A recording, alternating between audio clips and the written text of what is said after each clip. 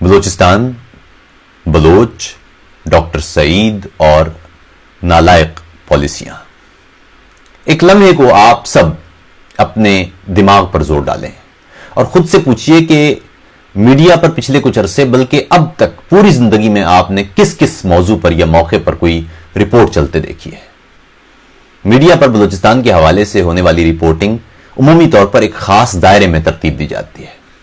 ایک تو تب جب یہ بتانا مقصود ہو کہ سیاستدان کتنے نالائق، کرپٹ، چور، خود غرض اور حرام خور ہوتے ہیں اور کس طرح بلوچستان میں وہ اپنے فائدے کے لیے اپنا ایمان فروخت کر دیتے ہیں، یا جب کسی بلوچ سیاستدان یا کسی اور سیولین ادارے سے وابستہ کسی بد کردار اور بدعنوان شخص کے گھر سے قوم کی لوٹی ہوئی دولت ملتی ہے اور کیمرہ یہ نوٹ گنے جانے کے آغاز سے پہلے وہاں پہنچ جاتا ہے اور اپنے لینس درست کر کے کام شروع کر چکا ہوتا ہے، یا جب یہ دکھانا کہ ہماری سیکیورٹی ایجنسیوں کے خوف سے لرزتی ٹانگوں کے ساتھ کس طرح فراریوں یا علیحدگی پسندوں یا بھارتی ایجنٹوں یا غداروں یا ایمان فروشوں نے ہتھیار ڈال دیے اور رحم ہو پکارتے ہوئے پیروں میں جا گرے، یا جب سی پیک جیسے انسانی تاریخ کے سب سے عظیم پروجیکٹ کے تحت فلاں پل بن گیا ہو، یا فلاں سڑک سے ایشیا کی قسمت بدلنے والی اور امریکہ سمیت دنیا کی بڑی بڑی طاقتوں کی ٹانگیں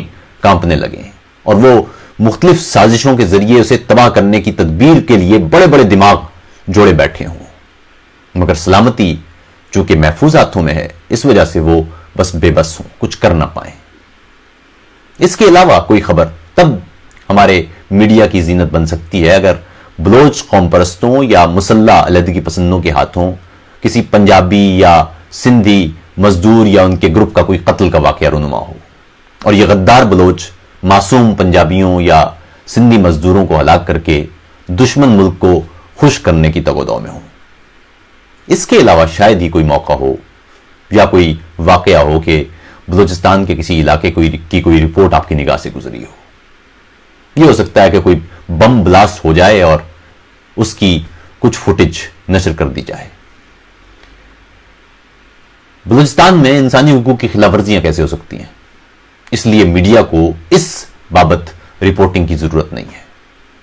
وہاں پرامن انداز سے اپنے حقوق کی جدوجہد کرنے والوں کے لیے یہ ممکن کیسے ہے کہ وہ وہاں موجود ہوں، کیونکہ یا تو وہاں را کے ایجنٹ ہیں یا پھر وہ بلوچ جو ہماری حکومت اور سیکیورٹی ایجنسیوں کی کارکردگیوں سے بے انتہا خوش ہیں، ہر طرف خوشحالی ہے، قانون کا راج ہے، ہریالی ہی ہریالی ہے۔ ایسے میں کوئی پاگل ہی ہوگا جو ان بہاروں کے باوجود اٹھے گا اور مطالبات حقوق کے کرنا شروع کر دے گا۔ اور اگر یہاں وہاں کہیں کوئی ایسا دکھائی دے بھی دے تو ہم کہیں گے کہ کوئی زیادتی نہیں ہو رہی، پورے ملک میں یہی حال ہے، اس لیے حقوق کا نام مت لیں۔ میڈیا پر دکھائے جانے والے یہ بیانیے انتہائی خوفناک ہیں۔ وجہ یہ ہے کہ بلوچستان اور وہاں بسنے والے بلوچ شہریوں کی بابت دیگر پاکستانیوں کو معلومات ہی نہیں پہنچ پا رہی ہیں۔ ایک خلا ہے جو سال ہا سال سے بن تو رہا ہے مگر پر ہوتا نظر نہیں آتا۔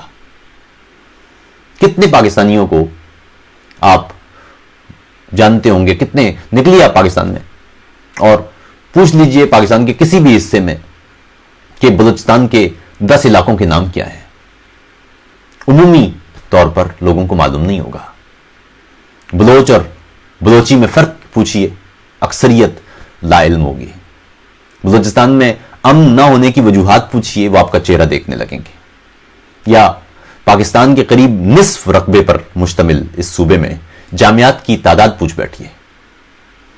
بلوچستان میں سلامتی، بدامنی اور غیر ملکی مداخلت کے نام پر جاری عسکری آپریشن کی آڑ میں پڑھے لکھے افراد خصوصاً نوجوانوں کو اٹھایا جانا، ایسے افراد کو لاپتہ کرنا جو غیر مسلح ہیں اور اپنے حقوق کے لیے آواز اٹھا رہے ہیں، پھر ان کی مست شدہ لاشیں ملنا، ایک ایسا سلسلہ ہے یہ جو اس صوبے میں کبھی امن پیدا نہیں ہونے دے گا۔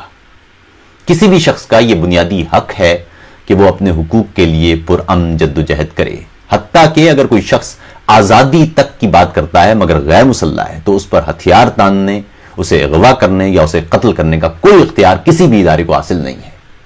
دوسری بات، اگر کوئی شخص کسی جرم میں ملوث ہوتا ہے تو بھی اسے گرفتار کر کے قانون کے مطابق عدالت کے سامنے پیش کرنا ہوتا ہے، اور عدالت میں مجرم ثابت کرنا ہوتا ہے. یہ ہے وہ واحد راستہ جو ہم سب کے لیے قابل قبول ہو سکتا ہے. بلوچستان میں ماورائے عدالت گمشدگیوں اور قتل کا سلسلہ ایک طویل عرصے سے جاری ہے اور یہ سلسلہ کہیں رکتا نظر نہیں آ رہا. سوال یہ ہے کہ کیا طاقت کے زور پر بلوچوں کی آواز دبائی جا سکتی ہے؟ جواب ہے بالکل نہیں. آپ 70 سال سے طاقت کا استعمال کر رہے ہیں اور حالات روز بروز بگڑ رہے ہیں. آپ مزید 100 سال تک انسانوں کا قتل عام یا انسانی حقوق کی پامالیاں جاری رکھیے، تب بھی وہاں حالات مزید خراب تو ہوں گے مگر حل نہیں ہو سکیں گے. ہم یہی پالیسیاں مشرقی پاکستان میں آزما چکے ہیں اور یہ بیانیہ کہ بھارت مداخلت کر رہا ہے اس لیے نادرست ہے کیونکہ اگر خلفشار ہوگا، انتشار ہوگا تو کوئی بھی مداخلت رک نہیں پائے گی. ظلم کے غبارے میں پہلی پھونک ہی سے بدبودار نفرت کی سڑاند بھرنا شروع ہو جاتی ہے اور پھر ہر پھونک اسے مزید تقویت دیتی ہے. آپ انسان مارتے چلے جائیں گے اور سینوں میں مزید نفرت لیے نئے انسان پیدا ہوتے چلے جائیں گے. بطور قوم سب سے پہلے تو بلوچستان میں غیر مسلح افراد کے خلاف فوری طور پر کارروائیاں روکنے کا مطالبہ کرنا، لاپتہ افراد کی فوری طور پر بازیابی اور ناحق مارے گئے افراد کے قتل کی بطور ریاست مذمت کرتے ہوئے ملوث اہلکاروں کو سزا دینا اور یقین دہانی کرانا کہ آئندہ کسی بھی صورت کسی بھی غیر مسلح شخص کو نشانہ نہیں بنایا جائے گا. حقوق کے لیے آواز اٹھانے والے پڑھے لکھے لوگ ہی ختم کر دیے جائیں گے تو باقی ماندہ لوگ وہ نہیں ہوں گے جن سے آپ کبھی مذاکرات کر پائیں گے. بولان میڈیکل کالج سے غالباً ابھی حال ہی میں ڈاکٹر سعید بلوچ لاپتہ ہو گئے. بلوچستان میں کسی بھی شخص کے لاپتہ کیے جانے کا یہ پہلا واقعہ نہیں ہے. ان واقعات کی تعداد ہزاروں میں ہے. درجنوں مسشدہ لاشیں مل چکی ہیں اور نفرت کی آگ روز بروز ایک خاص ترکیب اور منظم انداز سے بھڑکائی جا رہی ہے اور بڑھائی جا رہی ہے. بلوچ عوام کی حقوق کے لیے جدوجہد کو غیر ملکی سازش کا نام دے کر عسکری طریقے سے کچلنے کی مزید کوشش ریاست کی بقا کو خطرات سے دوچار کر رہی ہے. یہ واضح طور پر سن لیجئے. کوئی شخص پرامن انداز سے بلوچستان کی آزادی تک کی بات کرتا ہے تو بھی وہ حقوق کے دائرے کے اندر ہے. اس سے بات چیت ہی کی جانا چاہیے.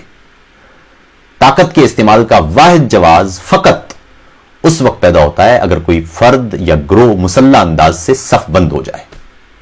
مزے کی بات یہ ہے کہ ہتھیار بند لوگ بلوچستان سمیت دنیا ملک کے چپے چپے میں دندناتے پھر رہے ہیں. ریاست کے دستور تک کو ماننے سے انکاری ہیں. فرقہ واریت کی بنیاد پر قتل عام کرتے نظر آتے ہیں مگر ان کے خلاف ریاست کی بندوق خاموش ہے. اس کے مقابلے میں پرامن انداز سے اپنے جمہوری اور بنیادی حقوق کے لیے آواز اٹھانے والے، اپنے وسائل پر اپنا حق مانگنے والے، اپنی شہری آزادیوں کی جدوجہد کرنے والے ریاستی قہر کا نشانہ بن رہے ہیں.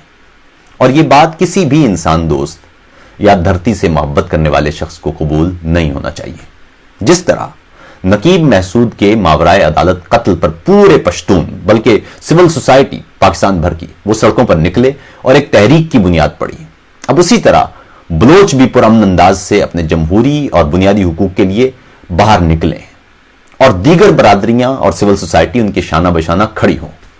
اگر ہم جنسی زیادتی کے بعد قتل کی جانے والی زینب بیٹی کو ایسی آخری بچی بنانے کے لیے پرزور آواز بلند کر سکتے ہیں، اگر ہم نقیب محسود کو ماورائے عدالت قتل ہونے والا آخری نوجوان بنانے کے لیے آواز بلند کر سکتے ہیں تو ہم ڈاکٹر سعید بلوچ کو ماورائے عدالت لاپتہ کیے جانے والا آخری بلوچ اور آخری پاکستانی بنانے کے لیے بھی باہر نکل سکتے ہیں. سیاسی جماعتیں فوج، ایف سی اور خفیہ اداروں کے ہاتھوں ہونے والی اس طرح کی بربریت کو روکنے کے لیے بھرپور آواز اٹھائیں. دوسری صورت میں عوام انہیں بھی اسی ظلم کا حصہ سمجھیں اور انہیں بھی مسترد کریں. بلوچوں کی گمشدگیوں اور مسشدہ لاشیں پھینکنے کا سلسلہ اب بند ہونا چاہیے اور ہر صورت میں ایسے مواقع پر ہم اپنے بلوچ بھائیوں کے ساتھ ہمیں کھڑا ہونا چاہیے. اگر یہ دیس قائم رکھنا ہے اور اس کی بقا ہمیں عزیز ہے تو پھر یہاں ظلم کا نظام ہر حال میں مسترد کرنا ہوگا. دوسرا راستہ فقط تباہی ہے.